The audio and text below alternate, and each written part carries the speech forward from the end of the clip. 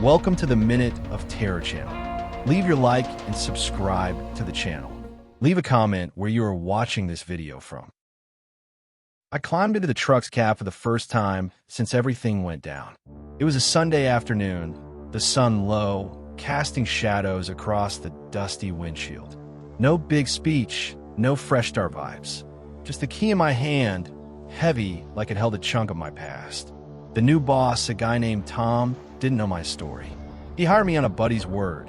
No questions asked, just handed me the paperwork and said, "It's a light load, treated lumber delivery to Wichita." Sounded simple. What he didn't mention, and I only figured out later, was that the route took me right through the same stretch where my life got turned upside down years ago. The highway between Salina and Wichita is decent, but it's got its traps. There's this downhill stretch after a long curve where the road begs you to speed up. That's where it all fell apart last time. I was hauling heavy roofing tiles coming back at dawn when a small car swerved into my lane. The driver, a young guy named Ethan, the only son of a well-known family from Hutchinson, didn't make it. The report said he was going too fast, crossed the line, but the town pinned it on me. For years in prison, no fight, no booze, no recklessness on my part, but their name carried more weight than the truth.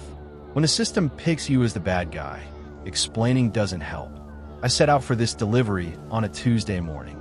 The cab was clean, AC humming, and for a moment I thought maybe I could leave it all behind. But when I grabbed the route sheet, my gut twisted. I-135, mile marker 87. Same spot, same time of day. Only now I was alone, no heavy tiles, just the weight of memory. I tried to focus on the road, the radio playing low, but the past wouldn't let go. First night, I stopped at a truck stop in McPherson. Weak coffee, stale donut, and that feeling only someone who's done time knows. You're not free, you're just out.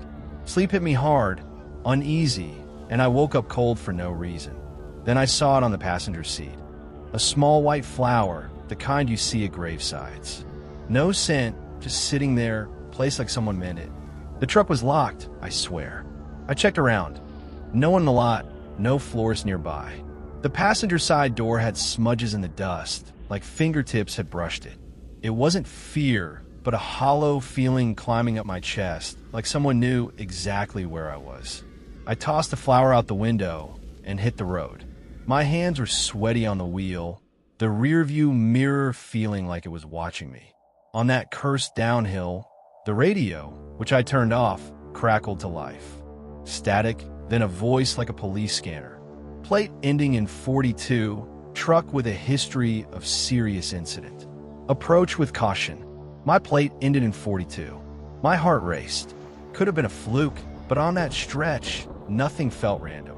The road seemed alive, judging me all over again. Later, a car started tailing me. High beams on, glued to my bumper. It didn't pass, didn't signal, just stayed there like a ghost. For nearly 40 minutes, it shadowed me, even when I switched lanes or slowed down. I pulled into a truck stop in Newton, fingers stiff on the wheel. The attendant scanned my plate, and the system froze. He gave me a weird look and said, "Got a flag on your truck for some old case." Heavy stuff. I didn't ask questions, just nodded and left, feeling like the highway itself knew my name. I delivered the load in Wichita, no issues. Nobody asked questions, nobody stared. They signed, unloaded, done. But it wasn't over. A few days later, picking up another job, I found an envelope in the glove box, the one that only opens if you break hard. Inside, a note: "You left prison, but you're still in our sights." No signature, no explanation. It broke me. I started second-guessing everything. The company, Tom, the route. Was Ethan's family still after me? Was someone from Hutchinson out for revenge? Or was it just my mind, the guilt playing tricks? Some days, I think it's all in my head, that the flower, the radio, the note are just coincidences. But some nights, I wake up feeling someone in the passenger seat, silent, staring, waiting for me to admit something I didn't do. Or did I?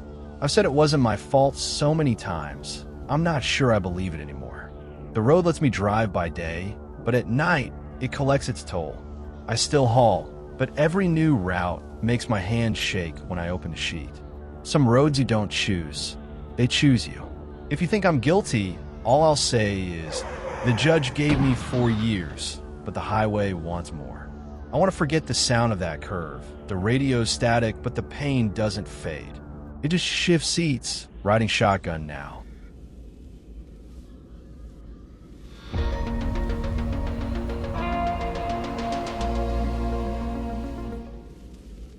I was almost at the truck stop when I saw him.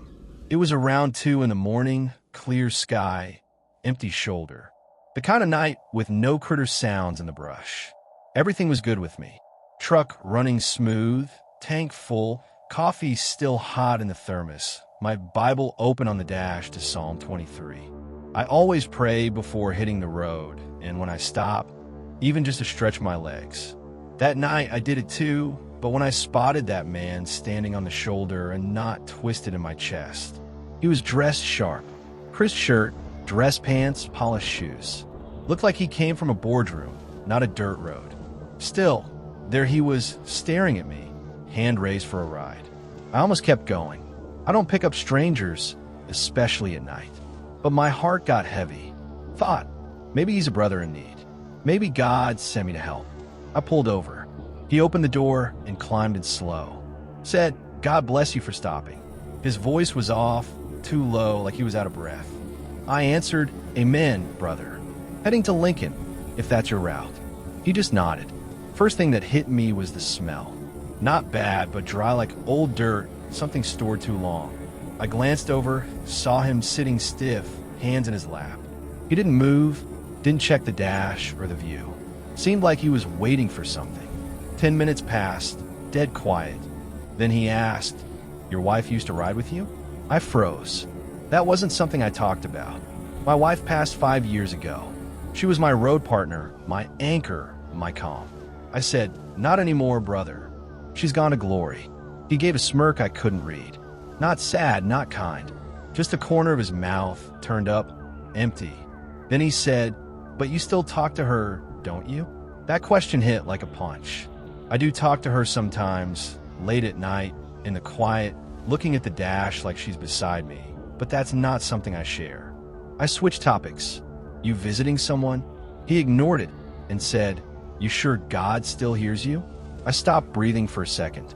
The truck rolled steady, but inside I was shaking. Not fear yet. It was a heavy weight climbing my gut. His voice had changed, still low, but dragging, like it came from a deep well. Then he said, "What if he doesn't like what you do when no one's watching?" My skin crawled. I knew then, this wasn't just a hitchhiker. This guy wasn't here by chance. I started sweating, turned on the AC, but the heat felt like it came from the seat itself. The truck didn't feel like mine anymore. I looked over. He was still, hands in his lap, not touching anything. But now he stared at me, eyes locked on mine, and said something no one could know. I won't repeat it here, but it was personal from over a decade ago, something only me and God knew. My mouth went dry, throat locked up. I said, "Sir, I need to pull over." I eased to a stop. It was a rest area off the highway, empty. I wanted him out, wanted to open the door and ask politely for him to walk, say I couldn't keep going. But when I tried the driver's door, it wouldn't budge, not from inside or out. I held my breath, looked at the passenger seat. He was turned fully toward me, eyes wrong. Not the color, the way they looked like they wanted inside my head. I leaned my forehead on the wheel and started praying soft, a whisper, "He who dwells in the shelter of the Most High." But he laughed while I prayed. Not loud, it was tight stuck, but his chest shook. Then he said, "Go on, talk to him. Let's see if he answers today." That broke me inside, like every regret, every guilt I'd ever carried, came rushing back to claim me. But I kept on, louder now. "1,000 shall fall at your side, 10,000 at your right hand, but it shall not come near you." My hand shook on the Bible, and then, only then, the cab seemed to lighten like a glow sparked outside. I looked at the passenger seat again, and he was gone. No door opened, no trace, nothing. Just the seat sag like someone heavy had sat there too long. I stayed put for 20 minutes. Couldn't start the truck. Grabbed my water bottle, splashed my face. My whole body was in shock. When I got to Lincoln, I went straight to a small church near the truck stop. Almost 6 in the morning. A guy was sweeping the lot, and I asked to come in and pray. He let me, didn't ask why. Guess he saw it in my face that it wasn't the time for questions. I told him bits of what happened, just what I could get out. He said, "You're the fourth. For truckers, stop to give a ride on this stretch." All said the same thing. Sharp-dressed man, empty seat after, and a weight on the soul. I don't know what it was, and honestly, I don't want to. All I know is that day, without faith, I might not have made it back.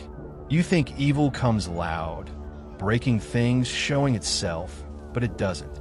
Sometimes it slips in quiet, settles in the silence, and only leaves if you've got something inside to push it out. For me, it was the word, God's presence. I didn't drive it off, he kept it out. Now, every time I sit in that seat, I glance over and pray again, because some loads you carry and some try to carry you.